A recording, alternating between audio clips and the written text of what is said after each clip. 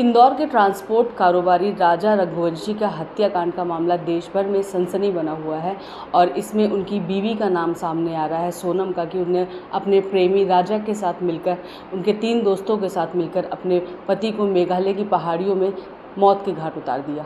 कैसी मानसिकता की होती है ये महिलाएं, या किस लालच में इस तरीके की घटनाओं को अंजाम देती हैं? इन सभी बातचीत के लिए हमारे साथ लेडी हार्डिंग हॉस्पिटल के एचओडी है मनोचिकित्सक विभाग के, उनसे जानते हैं कि क्या मुख्य वजह देखते हैं सर कि ऐसी महिलाएं क्यों इस तरीके की घटनाओं को अंजाम देती हैं? नमस्ते मैडम। ये देखिए, ये मानसिकता एक दिन में नहीं पनपती, इसके पीछे कोई न कोई कारण होता है और अपन ये भी नहीं कह सकते कि ये मानसिक बीमारी के कारण ही होती है। इसके कारण बहुत भावनात्मक तंत्र है, या कोई एक टाइम पे ऐसा उसमें कोई जख्म है उसके दिल में, या अपमान उसका हुआ है, या उसके किसी चीज़ को लेके द्वंद्व चल रहा हो।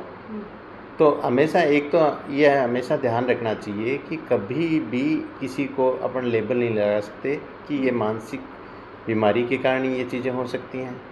हो सकता है उसके अंतर्द्वंद के कारण हो सकती है, हो सकता है कोई विश्वासघात है उसके कारण हो सकता है, और हो सकता है एक कई बार सडन, कई बार अचानक अपना इम्पल्सिव एक्ट के कारण भी ये हो सकता है। और इसके पीछे होने के कारण कई बार पर्सनैलिटी का भी पार्ट हो सकता है, या शुरू से ये हो सकता है कि जैसे पेशेंट को कुछ उसके हाव भाव या उसके व्यवहार में कुछ ना कुछ दिक्कत आती होंगी। जी बिल्कुल। इस मामले में सामने आया है कि जो सोनम है वो रहना ही नहीं चाहती थी राजा के साथ, तब भी उन्होंने दबाव में शादी कर ली।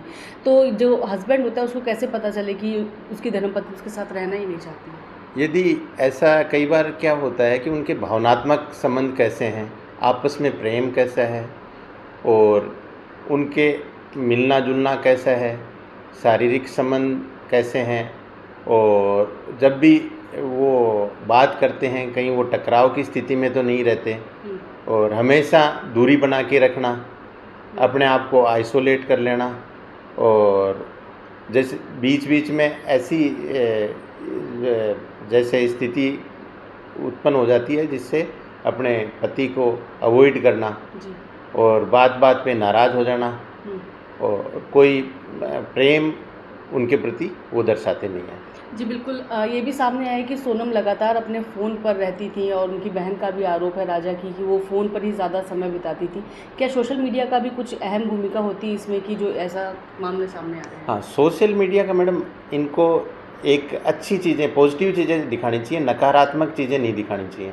इससे कई बार क्या है कि लोग बाग उसको कंपेयर करने लग जाते हैं, और तुलना करने के कारण कि वो ऐसे हैं तो ऐसे हो जाता है, और इसके कारण उनकी जो मानसिकता है वो थोड़ी कमज़ोर हो जाती है। और जो लोग बाग बहुत ज़्यादा वनरेबल होते हैं, कमज़ोर दिल के होते हैं, या जो छोटी सी बात से ही ऊपर इधर उधर से डिग सकते हैं, उनके लिए ये घातक साबित होता है। जी बिल्कुल। अगर हम देख रहे हैं दोनों मामलों में, तो मौत करने के बाद, हत्या करने के बाद जो आरोपी होता है वो बहुत ज़्यादा डरा सहमा और ऐसा दिखाई देता है, जबकि वो इतनी खूंखार घटना को अंजाम दे चुका होता है। ये बाद में इतना बड़ा चेंज क्यों दिखाई देता है?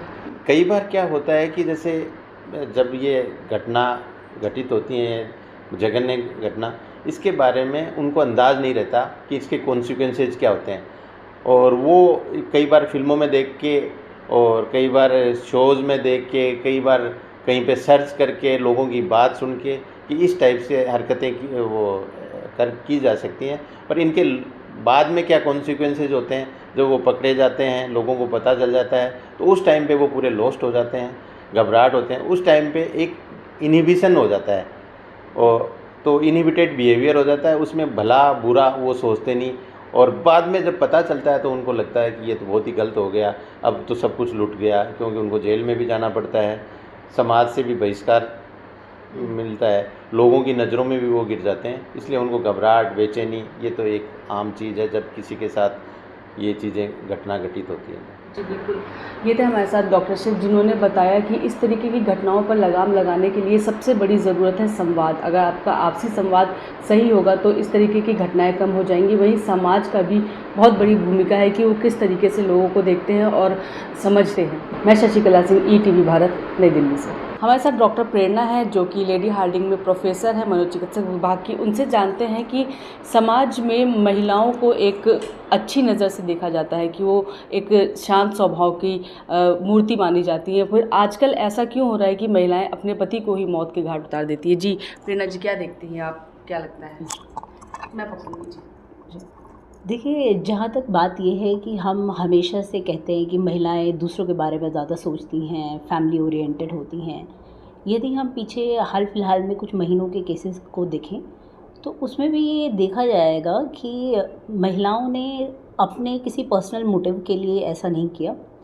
यहाँ पर ज़्यादातर जो हमने केसेस देखे हैं उसमें अगर यदि हम आमतौर पे पूछते हैं कि लोग अपने स्पाउस को क्यों मारते हैं, तो देखा जाता है कि या तो जेलसी, जलन की भावना हो सकती है, कंट्रोल करने की टेंडेंसी हो सकती है, या लव एक बहुत कॉमन कारण देखा जाता है। तो यहाँ हम कह रहे हैं कि महिलाएं पहले से ही किसी और व्यक्ति के साथ अटैच थी इमोशनली, और ऐसा सोचना उन्हें ऐसा लगा कि एक नई शादी में जा कर के, क्योंकि हमारे समाज में यदि हम भारतीय समाज की बात करें तो अभी भी काफ़ी सारी जगहों पर उतना ओपननेस नहीं है, खुलापन नहीं है, जहाँ महिला को आज़ादी है कि घर वालों के सामने अपनी अभिव्यक्ति रख सकें कि मुझे यही पर्टिकुलर पार्टनर पसंद है। और ऐसी कई स्थिति में जहाँ उन्हें लगता है कि कई बार ऐसा भी देखा जाता है कि महिलाएं पास्ट में कोई चाइल्डहुड ट्रॉमा है या विक्टिमाइज रहीं या किसी कारण से बहुत दबी रहीं घर में, तो उन्हें यदि लगता है कि मुझे आज एक लव पार्टनर मिल रहा है जहां मुझे एक इमोशनली बहुत कंफर्टेबल लगता है, मुझे एक बेहतर अभिव्यक्ति मिल रही है, तो उसके लिए वो किसी भी हद तक जाने के लिए तैयार हो जाती हैं।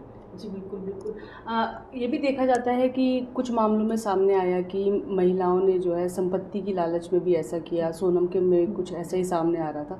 तो क्या संपत्ति की लालच में वो भी ऐसा कर देती है कि वो प्रेमी के साथ संपत्ति लेकर के चली जाएगी या कुछ ऐसे? देखिए, जब भी हम ये बात करें कि कोई भी मर्डर किस पर्टिकुलर कारण से होते हैं तो उसमें संपत्ति या धन का लालच एक कॉमन कारण आमतौर पर देखा जाता है। पर यदि हम इस बारे में चर्चा करें कि महिलाएं क्यों कत्ल ज़्यादा करती हैं या पुरुषों की तुलना में वो कैसे डिफ़र होता है, तो पुरुषों के साथ जो हम देखते हैं उसमें पैसे का लालच या किसी को कंट्रोल करने की टेंडेंसी ज़्यादा होती है, जबकि यदि हम महिलाओं को देखते हैं तो उसमें इमोशनल कारण ज़्यादा होते हैं, बट डेफिनेटली संपत्ति का कारण भी हो सकता है। जी बिल्कुल। कैसे बैलेंस कैसे बैठे कि प्रेमी की तरफ अग्रसर होने की बजाय वो अपने हस्बैंड के साथ ही सेटलमेंट करके या बातचीत करके कुछ ठीक कर सकें? देखिए, ये एक थोड़ी सी दुविधाजनक स्थिति है। सबसे बेहतरीन तो ये होगा कि समाज एक ऐसी स्थिति में आए जहां हर व्यक्ति को अपना पार्टनर चुनने का अधिकार हो और अभिव्यक्ति की पूरी आज़ादी हो, ताकि वो एक सही फैसला ले सकें।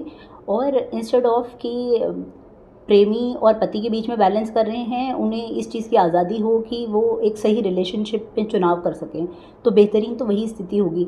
लेकिन अक्सर ऐसा भी देखा जाता है कि कई बार शादी के बाद भी इस तरीके के प्रेम प्रसंग या बाकी चीज़ें हो जाती हैं। तो हम ये कहना चाहते हैं कि हम बहुत ज़्यादा इसको मानसिक बीमारियों से जोड़ करके ना देखें, बल्कि ये तौर पर देखें कि जब तनाव होते हैं या कॉन्फ्लिक्ट होता है उसको कैसे बेहतर तरीके से रिज़ॉल्व किया जाए दो पार्टनर्स के बीच में। उसके लिए क्या संवाद होने चाहिए, क्या साइंस हो सकते हैं जो एक दूसरे में देख सकते हैं, कैसे लगातार एक दूसरे से चर्चा करके या पारस्परिक मुद्दों पर जिन पर आपकी सहमति नहीं है उनको किन तरीक़ों से सुलझा सके आपस में या लोगों के बीच के मीडिएशन से, उसके बारे में भी बात करने की ज़रूरत है। जी बिल्कुल। कई बार ऐसे भी हुआ है, जैसे हम मेरठ वाले केस की बात करें तो उसमें हस्बैंड को पता होता है कि इनका एक्सटर्नल अफेयर चल रहा है, उसके बाद वो बीवी के साथ संबंध बनाने की या बातचीत करने की कोशिश करते हैं। उस समय बीवी भी अफेंड करती है, विरोध करती है क्योंकि वो नहीं चाहती। ऐसी स्थिति में क्या करना चाहिए पुरुषों को? देखिए, हम जब ये देखते हैं कि एक रिलेशनशिप है दो व्यक्तियों के बीच में, उसकी अभिव्यक्ति के कई तरीके हो सकते हैं। नॉर्मल बातचीत हो सकती है, प्यार जतलाने के कई तरीके हो सकते हैं और सेक्सुअल रिलेशनशिप भी होते हैं। लेकिन जहाँ कॉन्फ्लिक्ट होता है वहाँ कई बार ऐसा देखा जाता है कि सेक्सुअल रिलेशनशिप्स वो कई बार लोग उसको इस्तेमाल करते हैं कंट्रोल करने के ज़रिए के तरीके से। तो उसको कंट्रोल करने के ज़रिए के तरीके से यूज़ करने के बजाय या उसको समाधान की तरीके से इस्तेमाल करने के बजाय बातचीत से या असली मुद्दे के बारे में बात करना ज़्यादा ज़रूरी है। मैं शशिकला सिंह, ETV भारत, नई दिल्ली से।